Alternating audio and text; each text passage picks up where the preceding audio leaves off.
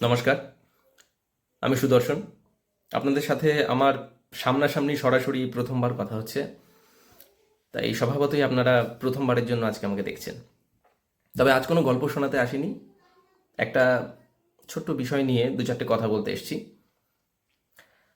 বিষয়টা খুবই হতাশাজনক। আপনারা যারা নিয়মিত গল্প শোনেন, যারা নিয়মিত অডিও স্টোরি শোনেন, গল্প শুনতে ভালোবাসেন, গল্পপ্রেমী, তারা অনেকেই হয়তো দেখছেন যে বেশ কিছু ইউটিউব চ্যানেল রয়েছে যাদের মনিটাইজেশন হঠাৎ করে বন্ধ হয়ে যাচ্ছে।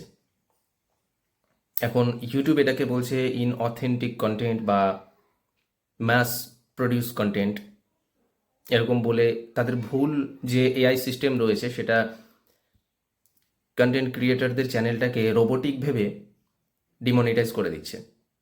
এখন এখানে একটা কথা আসে, একটা চ্যানেল যদি ডিমনিটাইজ হয়ে যায়, স্বাভাবিকভাবে সেখানে কন্টেন্ট আপলোড করার একটা মানসিকতা বা পরিস্থিতি থাকে না তখন আর।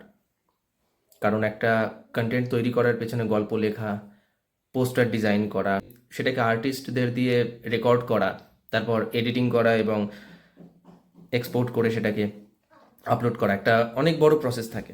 তো এর পেছনে একটা নিরলস একটা খাটনি থাকে। তো যখন হঠাৎ করে এরকম একটা পরিস্থিতি চলে আসে, তখন বিষয়টা সত্যি খুবই খুবই খারাপ।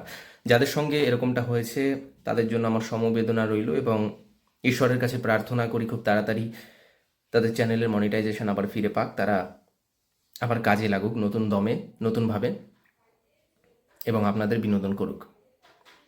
আর আপনারা যারা যারা আমাদের সঙ্গে রয়েছেন, আমাদের সাপোর্ট করছেন, আমাদের গল্পগুলি শুনছেন, লাইক করছেন, কমেন্ট করছেন, আপনাদের কাছে আমি সুদর্শন কৃতজ্ঞ।